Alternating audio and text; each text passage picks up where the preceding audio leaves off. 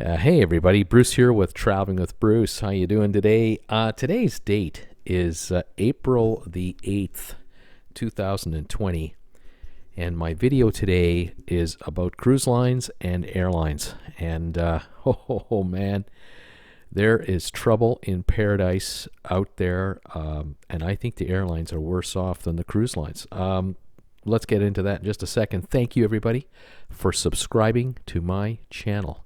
All of you who've just joined in and who are following me, I really appreciate it. Also, those of you giving my videos thumbs ups, thank you. Very important for the analytics of this channel. Love your comments. Don't love your criticisms, but I'll take it. I'll take it. Keep it PG rated, though.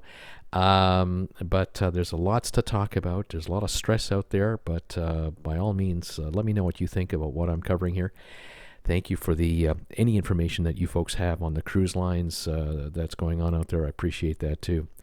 Thank you for joining my Facebook group page, Traveling with Bruce. A lot of us hang out there between my videos, and that page is growing leaps and bounds. And also our Instagram page, my wife Jennifer, my Jennifer Aniston look-alike wife that you have never seen on camera. But just trust me, she looks just like Jennifer Aniston. She is running the Instagram page, and we're now at 620 plus followers. Unbelievable. She can't believe it. Thank you for joining us. All right, let's get into the story here. Cruise lines versus airlines. All right, in the last 3 weeks now, cruise lines have been raising money to ensure their survival because, bottom line, they're not allowed to sail in and out of cruise ports pretty well anywhere in the world. They can't get their passengers to their ships and home without them driving to the ports locally. And governments are basically saying, don't go cruising. So cruise lines are out of business right now. Their ships are moored at sea. They're anchored just off the coast of a number of countries, or they're in ports. And they're bleeding all kinds of money. Now, cruise lines, like I said, have raised a bunch of dough. Royal Caribbean has raised at least $5 billion in cash. Carnival, we know, just finished raising $6.5 billion additional dollars. They've already raised $3 billion as it was, so they've raised $10 billion. And Norwegian has raised billions as well. So they're going to be around a while, even though they're not making any money. They're just reducing their costs as fast as they can by sending crews home as their contracts expire and trying to keep their operating costs as low as possible. There are rumors out there now that Holland America might be doing layoffs. They're talking about salary reductions. There's all kinds of rumors about all kinds of cruise lines cutting. But the story I want to talk to you about right now are the airlines, the U.S. airlines, because they have basically been a top priority of the administration to be looked after. They're very important to the U.S. economy. And the airlines are seeking upwards of $60 billion of bailout money from the U.S. government. The U.S. government is sort of talking about $50 billion or so, and the negotiations continue. The cruise lines, of course, were not given any bailout money, are not going to be given any bailout money in a direct way, because politically it's impossible for any member of Congress, the Senate, the administration, to sell the notion that a cruise line is going to be given bailout money when it's not even a U.S. tax-paying corporation. Of course, cruise ships are not flagged in the USA, they're flagged overseas, and therefore cruise lines can operate at a much lower cost per mile than an airline can because you don't have to hire American workers to do a lot of the crew work on board the ships. Captains and first officers do very well. They make a lot of money. But the folks down below who take care of us as passengers, they get room and board, and they get a salary and some tip money. But compared to an American worker, typical, they get far less money, and that's why cruising is so affordable for so many world travelers, including many, many Americans. But back to the airline.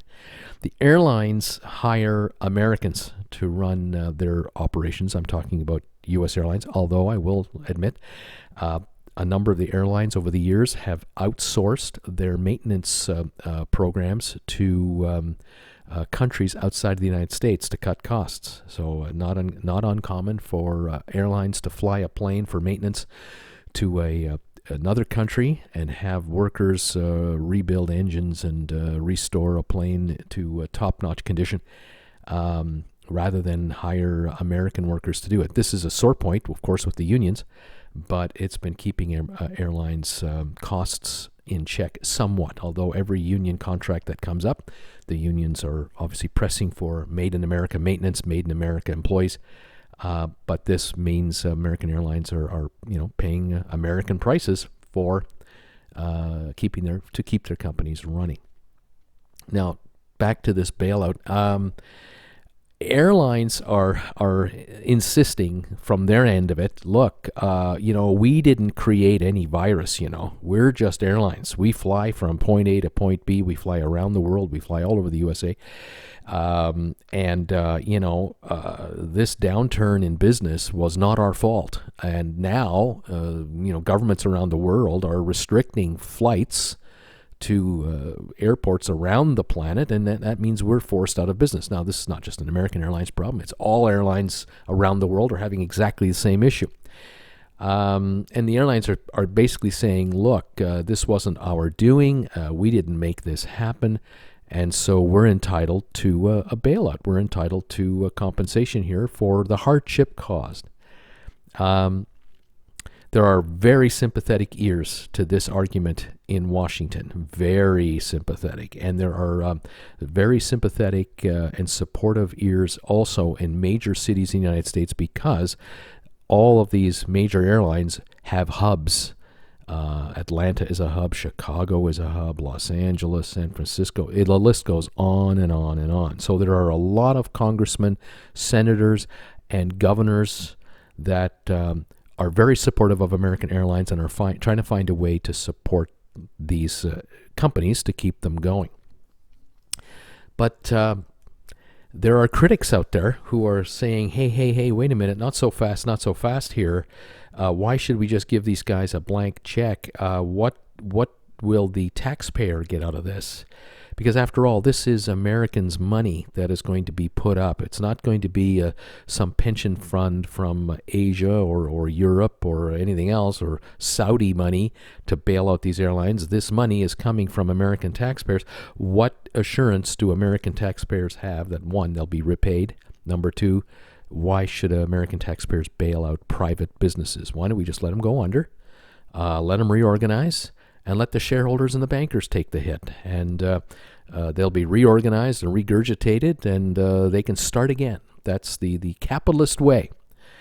So you've got this argument going back and forth. Now, the critics out there are saying, hey, here's something else to think about. Since 2015 until 2019, for the last 5 years, the airlines have made all kinds of money.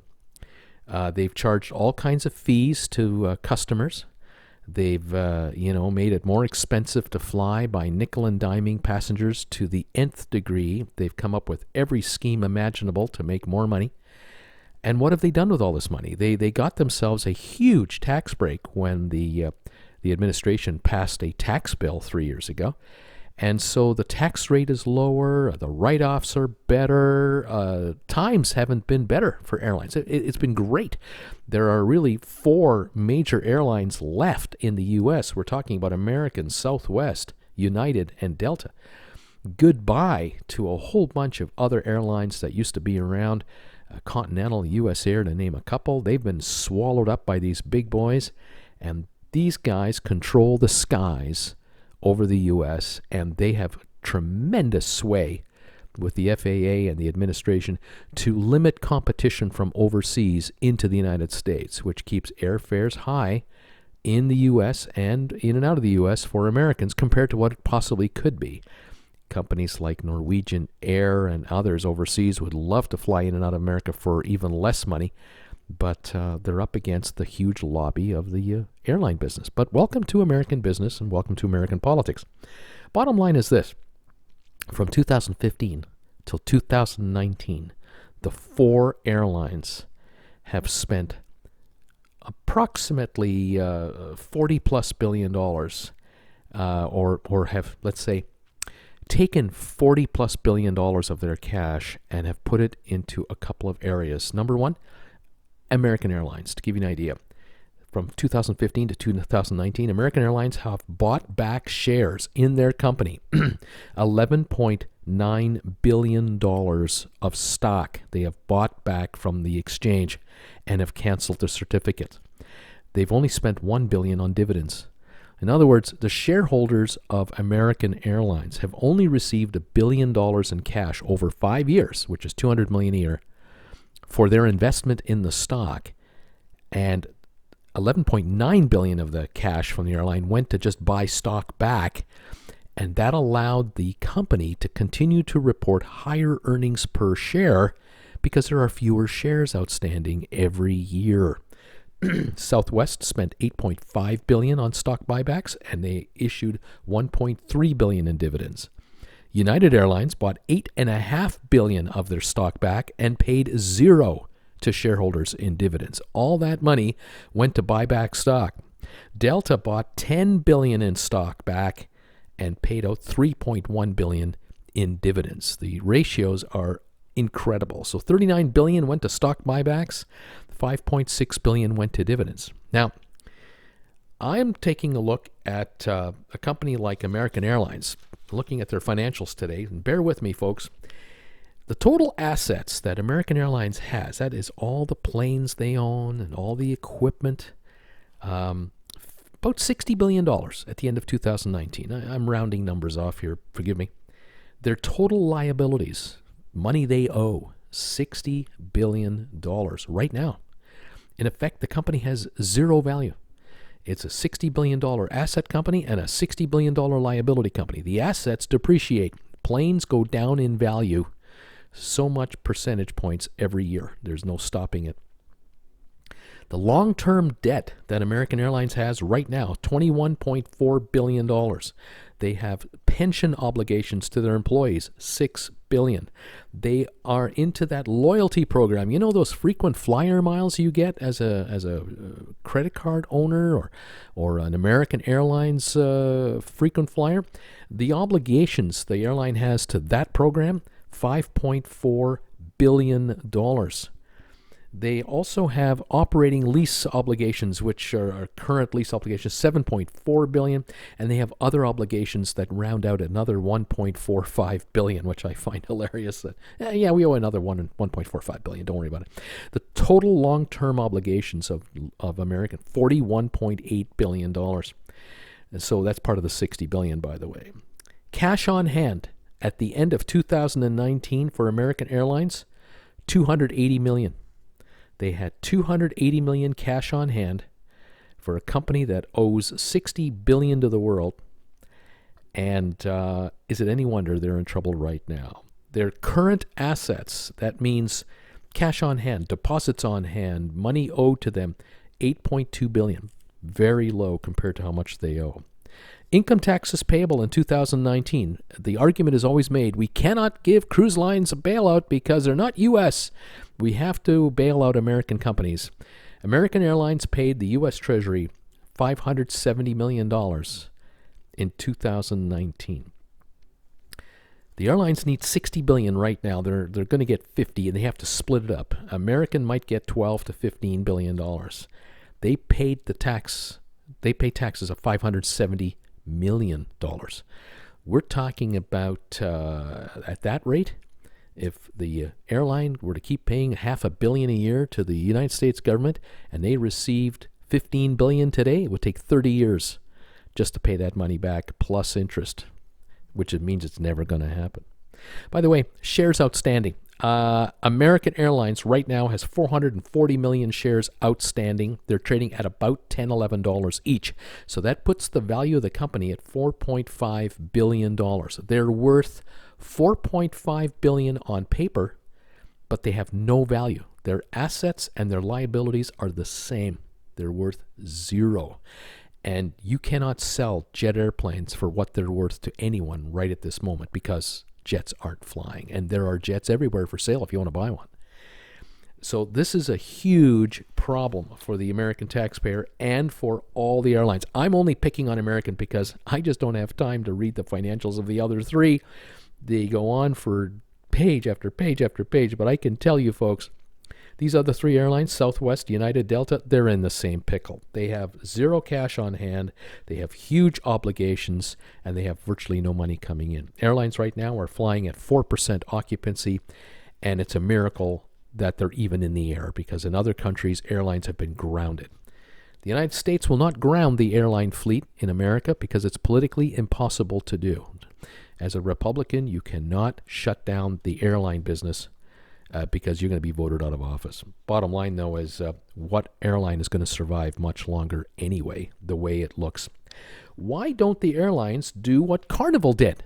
Carnival went to J.P. Morgan, they went to Goldman Sachs, they went to Bank of America, the brokerage division, and they raised $6.5 billion last week in fresh cash. They were offered over $17 billion on a bond offering that they had that was going to be a $3 billion issuance. The company was asking for $3 billion.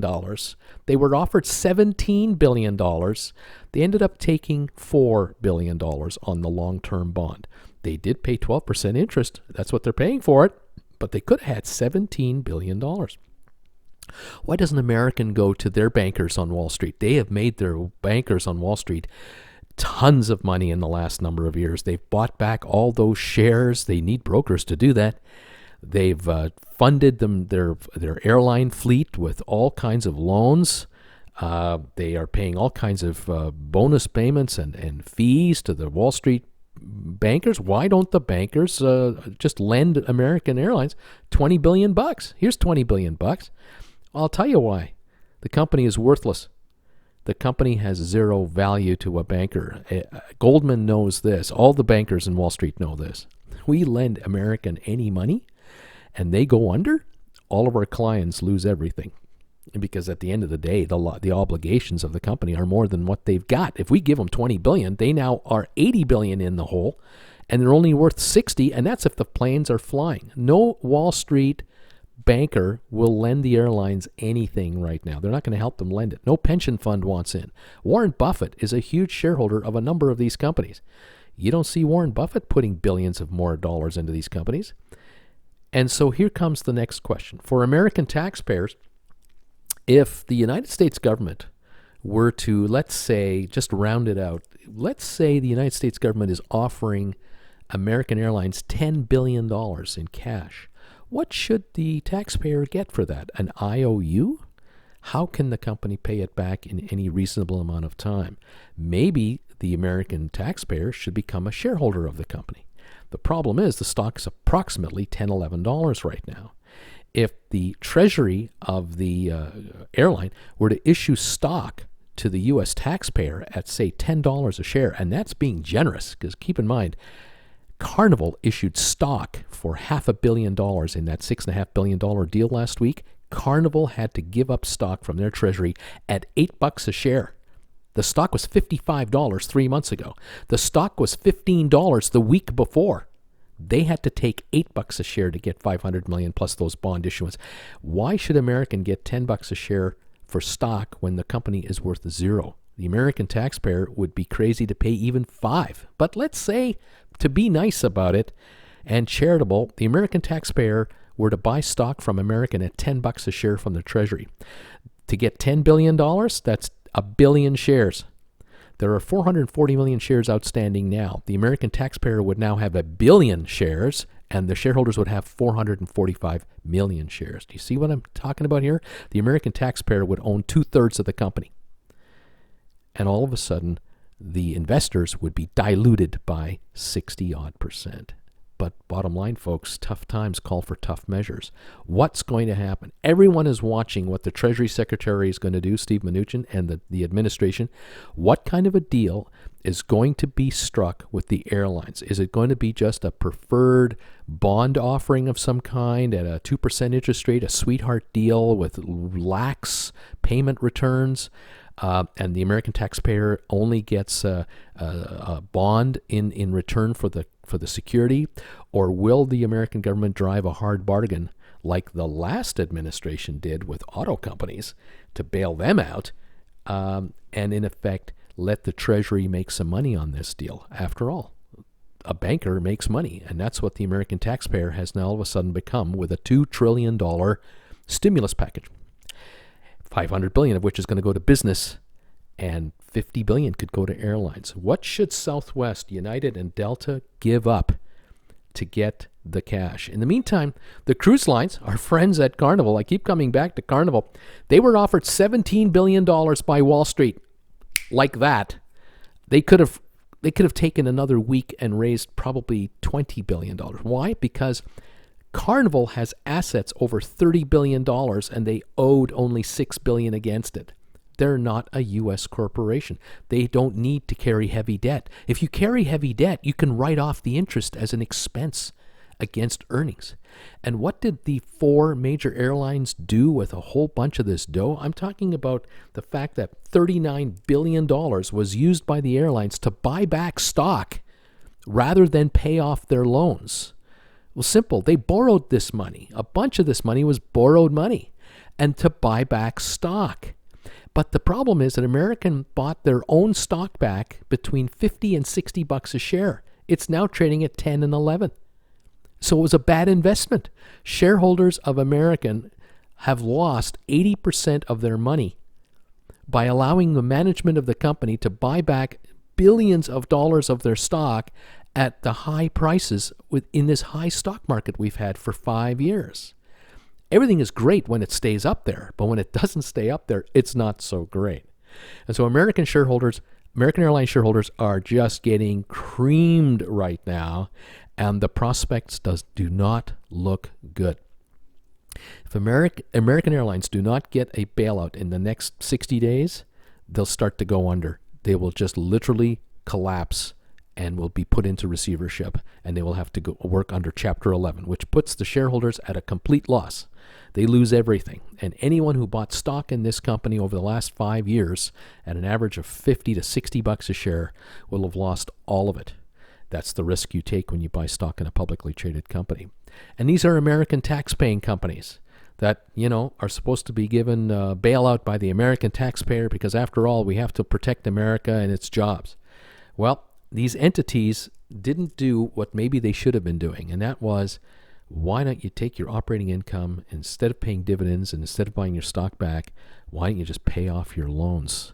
And if American only had $10 billion in loans instead of $21 billion, and I'm just talking the long-term loans, let alone anything else, in effect, pay cash for the airplanes you're using rather than borrow against them, they wouldn't need to go to the American government right now. They could easily borrow $5 billion fast and hang on. One more thing I want to mention, by the way. A lot of people are commenting to me all the time saying, Bruce, should I take a refund from the cruise lines, or should I take a future cruise credit? Because what happens if these companies go out of business? Don't I lose my money?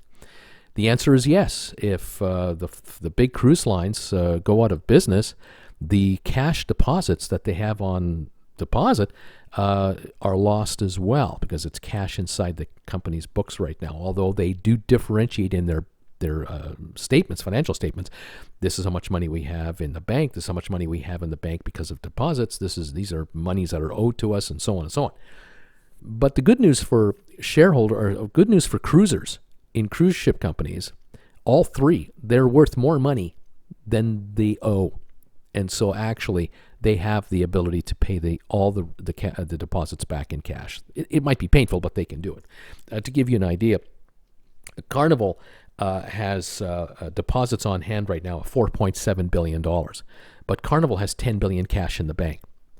But here, the world airlines, all of the world's airlines, they have $35 billion cash on hand for cash deposits. Delta has $5.1 billion in deposits. American has $4.8 billion on hand as deposits, and United $4.8 billion. But that's what they owe their flyers at the end of 2019. They don't have that cash in the bank right now, and they're reluctant to hand out cash refunds. They're more interested in handing out credits to get you to fly later. And a lot of people in the U.S. and in Europe are complaining about how they can't get refunds from airlines that cannot provide flights. And they want their money back, and the airlines can't pay them back. They don't want to pay them back, or they're saying 90 days, or they're saying you can get a credit good for a year rather than your money back. Governments are now stepping in and telling the airlines, pay back people cash if they demand it. Carnival, of course, like other cruise lines, they've said, hey, tell you what, we have your $500 deposit here, or we have $2,000 of your money, or $5,000 or $6,000, whatever the amount you've given for a cruise that's been canceled. We have this cash on hand. Here's the deal. We'll either send you your money back, got to give us 3 months to do it, or we'll give you a future cruise credit. And in a number of cruise lines cases, they've been offering a 125% cruise credit offer. So you gave us $2,000, we'll give you $2,500 worth of cruising credits. How about that? Other cruise lines are offering 150%. You gave us $2,000, we'll give you $3,000 in future cruise credits. You can use it for the next 2 years. In the case of Carnival, 45% of all cruise dollars have been refunded. Requests have been made for refunds. 55% of the cash has been left with the company for future credits.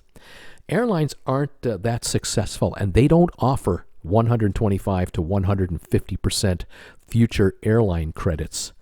Airlines are basically saying, well, you gave us $1,000 for 2 people to do a round trip to wherever. We'll give you $1,000 in credit. Good for a year. You're getting nothing for the money. You can see why people want their money back. Airlines cannot afford to offer a 125% or 150% future airline credit. They don't make that kind of margin. Once you're on an airplane, you can't go to the casino and play in the casino all night long.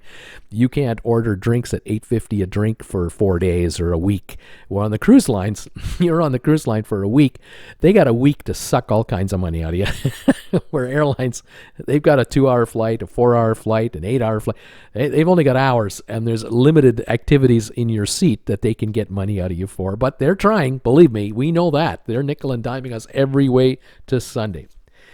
But there is a brief recap of why cruise lines might be a better investment than airlines. I think airlines are technically insolvent right now. They can't bring any money in, but they have to pay money out, and I don't think they have the asset value to carry their debts.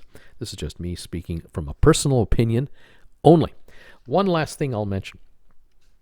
It came out in the last 24 hours that American Airlines, the union for the flight attendants, have announced that 100 American flight attendants have tested positive for that dreaded virus. Southwest has admitted that 600 of its employees have tested positive. What we don't know is whether all airline employees have been tested. I'm going to guess no. We don't know the full number of all the airlines around the world, but I can speculate, as I'm forced to do because I can't give you official figures, but I'm going to speculate that because flights have been operating nonstop up until about a month ago, and this global virus issue has been around, since before that, my hunch is that thousands and thousands of airline employees have been exposed to the virus, and that many thousands have already had it, have been ill, and have recovered, and that there could well be a number of airline people who are in hospitals. I have heard of certainly heard of a fatality. There are probably more than one, but around the world, airline employees have been on the front lines, and they have been literally unprotected to catch it. They're at the gate. They're baggage handlers. They're handling the baggage of passengers who don't know that they were ill. And so you grab the handle of a suitcase that a passenger was holding. that had the virus. Now the handler could have it. They weren't washing their hands every 15 minutes or 20 or 30 minutes or 40 minutes or every hour 2 months ago. And so handlers loading baggage up and unloading baggage off, and all these employees have been exposed to it. And I suspect that in the not too distant future, we're going to hear many more confirmed numbers coming out through the unions, because the unions are the ones you can trust, because they're the ones going back to their fellow union members saying, hey, you as an employee of this company have been exposed to this, and these are the numbers of our fellow employees. The airline's going to try to keep it quiet because it's bad news. Why promote bad news? But again, behind the scenes, the airlines are trying to say to the government, you got to help us out because we've been exposed to this, and we've been doing our services. We've been keeping our schedules up as best as we can up until a few weeks ago, but now we're down to 10 or 15 or 20% schedules out of 100. So there is an overall recap for you. I hope I haven't bored you too much with all of this. It's not easy to explain, but the cruise lines have assets that they can borrow from the bankers. The airlines practically don't, because they are fully borrowed up. And these are companies in the last 5 years that have had record profits on Wall Street and have been the darlings of Wall Street bankers. And here we are with a glitch like this, and they're all caught with their pants down, and no Wall Street banker will step up and bail out their client because they can't. They can't find a pension fund willing to put $1 into the airline game with these airlines technically insolvent as we speak. It's really a scary and sad situation, but reflective of the modern business world in which we live. And you got to really wonder just how strong are many, many other companies out there that don't have cash on hand. I'll mention, in closing, Apple had $130 billion in cash on hand, and they were criticized for the last decade by shareholder groups, investment groups, and Wall Street. They were criticized for having that much cash all the time in their bank account. Why do they have to have so much cash? Why don't they just offer a special dividend and hand that money out? Why don't they buy a whole bunch of their stock back? They were constantly being berated by analysts around the world for having all that cash. Today, Apple is cash rich, debt poor, and they can ride this out, where everybody else, and I'm not saying every single other company, there are many companies with strong cash balances and many companies with strong assets with little debt. But then there are others out there who have been the darlings of Wall Street. Why? Because they've made Wall Street a ton of money in fees, including the airlines, and they are now technically bankrupt. And it'll be interesting to see in the next few days and weeks just how the administration addresses some of these businesses that need bailouts and what kind of a sweetheart deal they're going to get, probably because of their political influence through their lobbyists to keep them alive. Anyway, there's the reality of the day. I will try to keep you posted on what happens. Thank you for joining me today. It's a long video. Stay warm, stay safe, stay healthy, and we'll talk to you later, everybody. Bye for now.